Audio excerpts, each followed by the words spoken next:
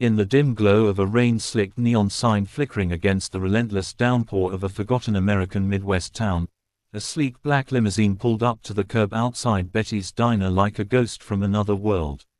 The door creaked open, and out stepped a woman whose elegance clashed violently with the grit of the place, her silk kimono soaked through, clinging to her slender frame like a shroud, diamonds glinting on her fingers even as her eyes, wide and haunted, scanned the empty street as if searching for a lifeline that had long since vanished. She was Aiko Tanaka, a name that commanded boardrooms in Tokyo's glittering skyscrapers, a fortune built on tech empires that spanned continents, yet here she was, trembling on the threshold of a dive bar disguised as a restaurant, whispering words in Japanese that the wind swallowed whole, words that meant, "Help me, please, I've lost everything." No one inside the diner noticed her at first. The locals hunched over greasy plates of pie and coffee, their faces etched with the weariness of lives that had ground them down to stubs, oblivious to the storm not just outside but the one unraveling in the soul of the woman who had just crossed an ocean to beg for mercy from strangers who couldn't even understand her name. If you believe in the quiet power of kindness, the kind that bridges oceans and mends shattered hearts, and in the magic of second chances that turn strangers into saviors, then do me a favor right now, hit that like button to spread this light, drop a comment below sharing your own story of unexpected grace, share this video with someone who could use a reminder that hope hides in the unlikeliest places, and subscribe to Kindness Speaks for more tales that remind us we're all just one connection away from healing. Aiko pushed through the door, the bell above jingling like a mocking laugh, and the air inside hit her like a wall, thick with the scent of frying bacon and stale cigarettes, the kind of place where dreams came to die quietly under fluorescent lights that buzzed like angry hornets. She was 58, though her porcelain skin and the sharp cut of her bobbed black hair made her seem timeless, a porcelain doll cracked but not yet broken. Back in Japan, she had been untouchable, the widow of Hiroshi Tanaka, the visionary who had turned a small electronics firm into a global juggernaut, leaving her not just billions but a legacy of innovation that powered the world.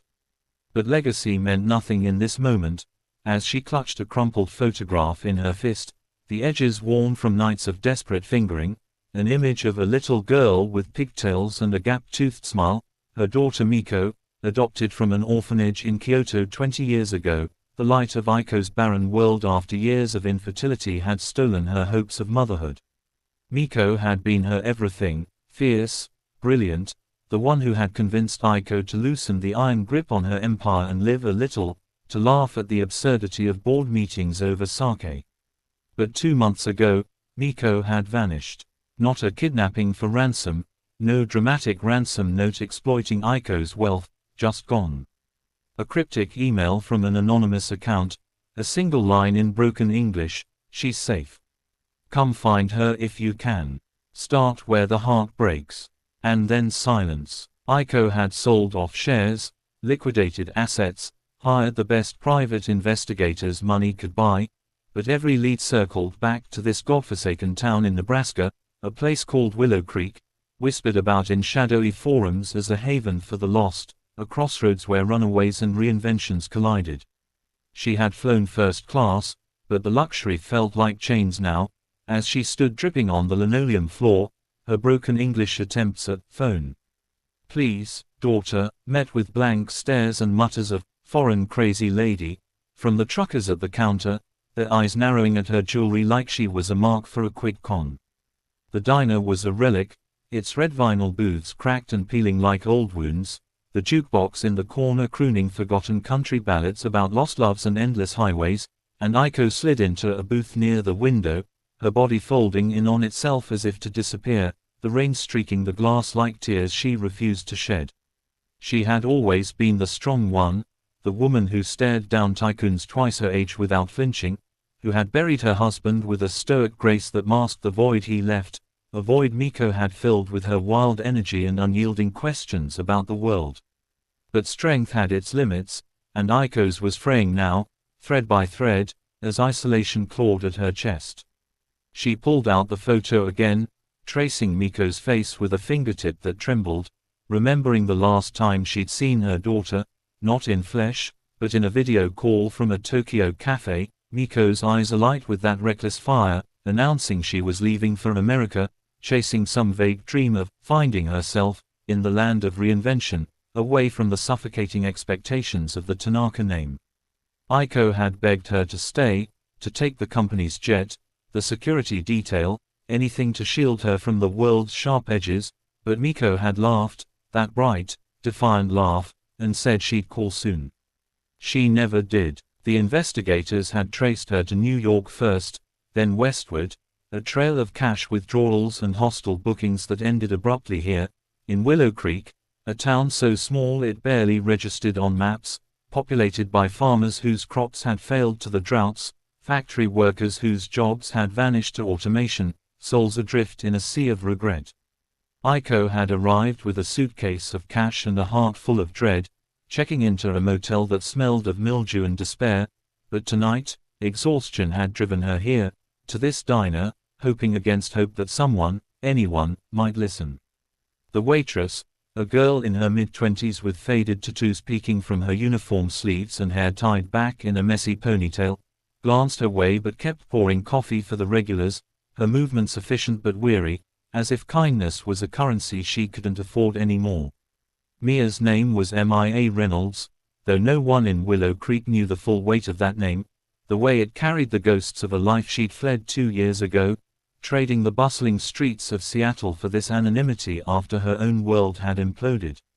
She had been a linguistics major at the University of Washington, fluent in 4 languages including Japanese, picked up during a semester abroad in Kyoto where she'd fallen in love with the cherry blossoms and the quiet poetry of haiku, but more importantly, with a sense of belonging she'd never found in her fractured American family, a mother lost to opioids, a father who vanished when she was 10, leaving her to scrape by on scholarships and side gigs.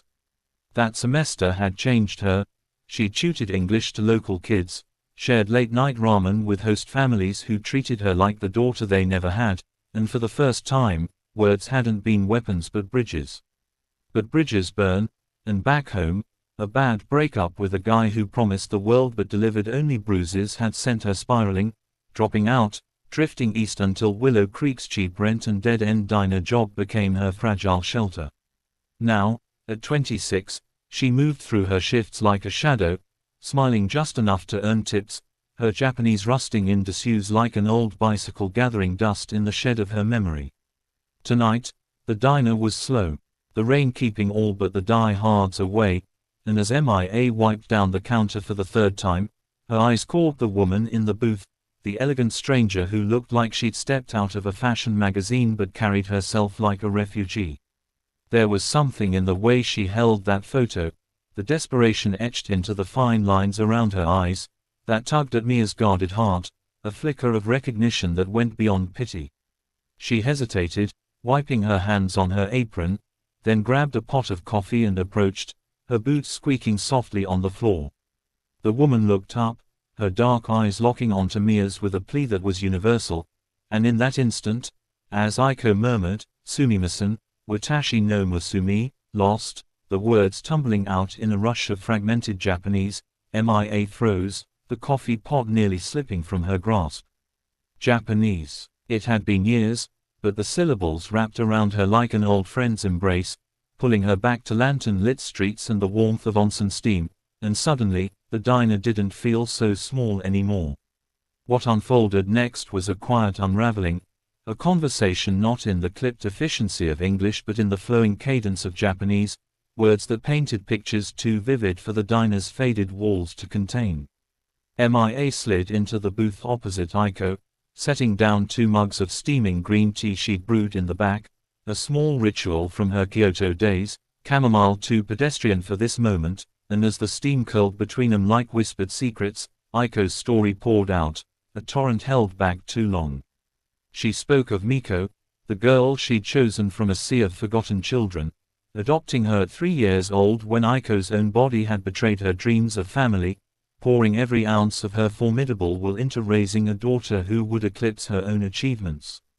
Miko had been a whirlwind, excelling in school, devouring books on American culture, dreaming of Hollywood scripts and Silicon Valley startups, But beneath the brilliance lay cracks, Aiko's absences for endless business trips, the pressure of the Tanaka legacy weighing like an invisible crown, Hiroshi's death when Miko was 15 leaving them both adrift in grief they processed in silence.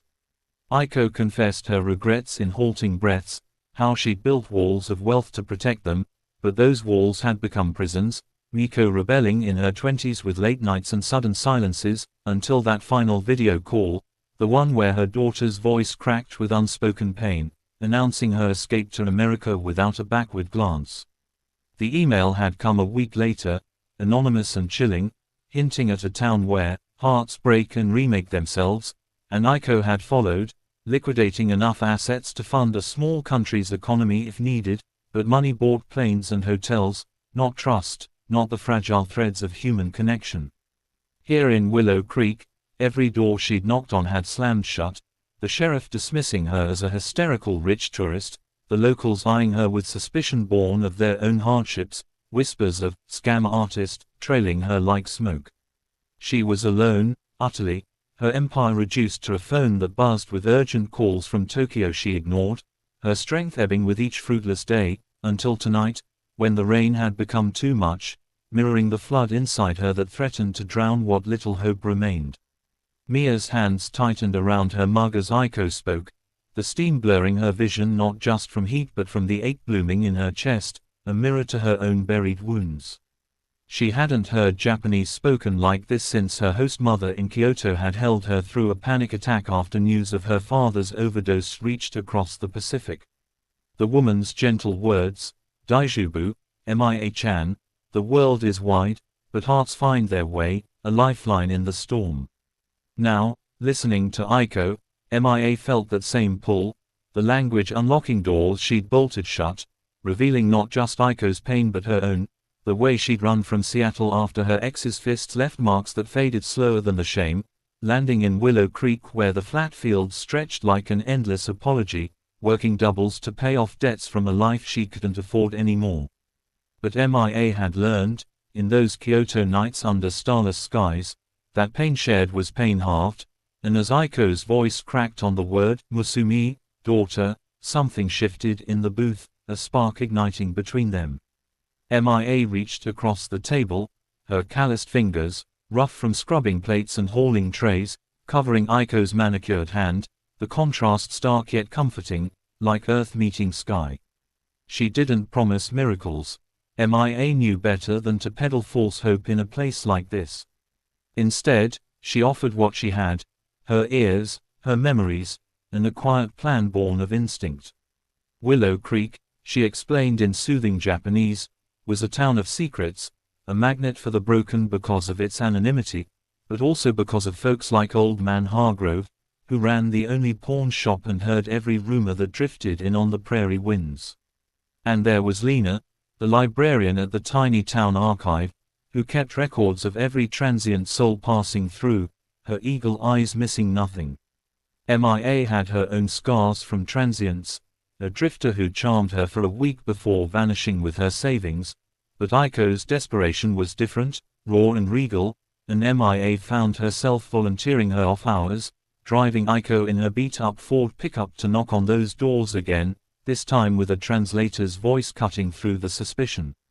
The days that followed blurred into a montage of small-town odysseys, the kind that felt cinematic under Nebraska's vast, indifferent sky, golden sunsets bleeding into the horizon as Mia and Aiko crisscrossed dusty roads, the limousine abandoned for the pickup's rattle and hum, Aiko shedding her designer layers for borrowed flannel that hung loose on her frame, her diamonds tucked away like guilty secrets. They started at the pawn shop, where Hargrove, a grizzled veteran with a prosthetic leg and eyes like chipped flint, grunted at first, but Mia's easy banter in her local drawl softened him, and when Aiko haltingly described Miko through Mia's translations, the girl's love for indie films, her habit of sketching cherry blossoms on napkins, a flicker of recognition crossed his face. He'd seen a young Asian woman, he admitted over lukewarm beers, pawning a gold necklace that looked heirloom quality, about 2 months back, saying something about heading to the old mill on the outskirts, a crumbling relic where kids partied and dreamers hid.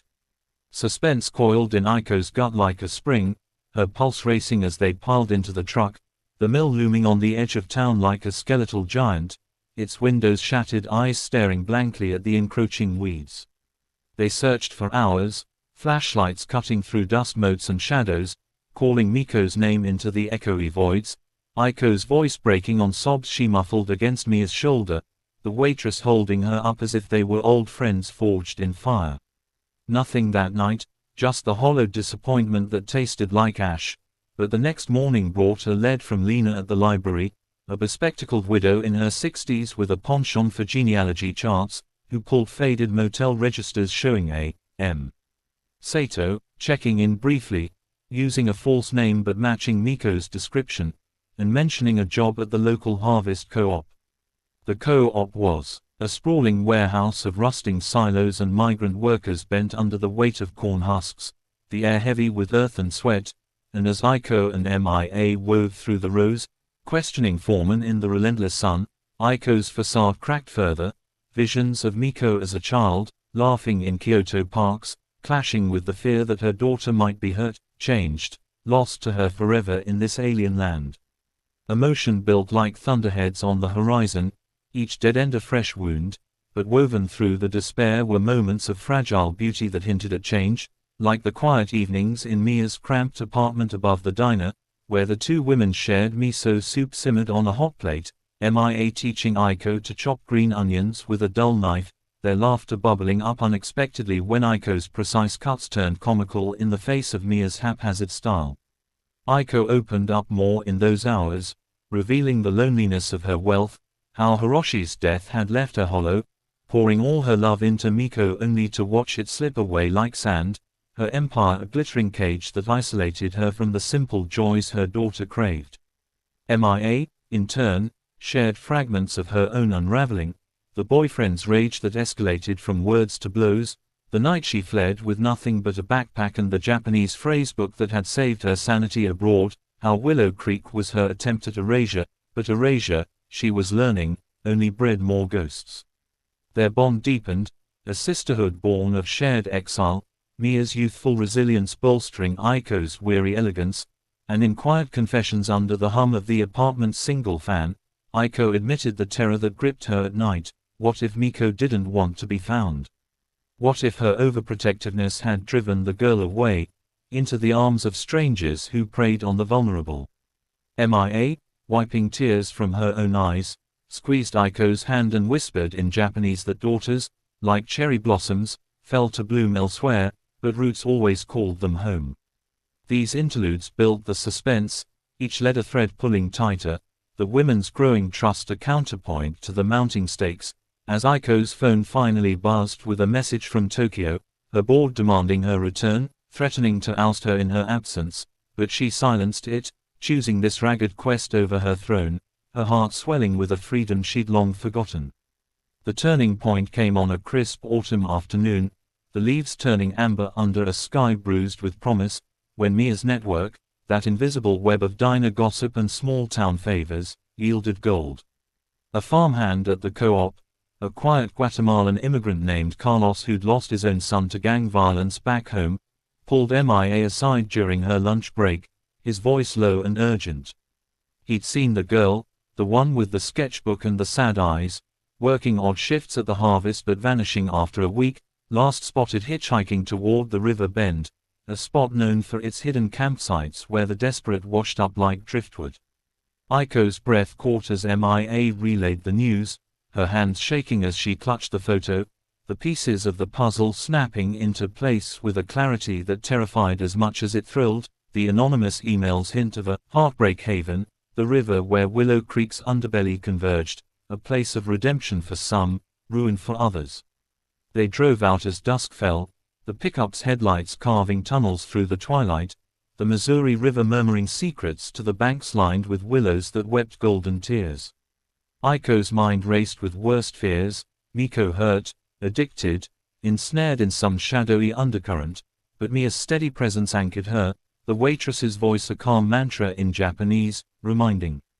her that fear was just the shadow of love stretched long. They parked and trekked along the muddy path, flashlights bobbing like fireflies, the air thick with the scent of damp earth and distant wood smoke, until a faint glow pierced the trees. A campfire, ringed by a cluster of tents and tarps, figures huddled against the chill. Hearts pounding, they approached slowly, Aiko's legs threatening to buckle, and there, silhouetted against the flames, was a young woman with pigtails loosened into waves, sketching furiously in a notebook, her face illuminated in the firelight. Miko, thinner, wearier, but unmistakably her daughter, alive. The reunion unfolded not in explosive drama but in the slow, aching grace of recognition. Aiko stepping forward with a gasp that echoed like a prayer answered, her voice a broken "Miko, Musumi," the word hanging in the air as the girl looked up, her pencil dropping into the dirt, eyes widening in a storm of shock and shame and something softer, like relief long denied.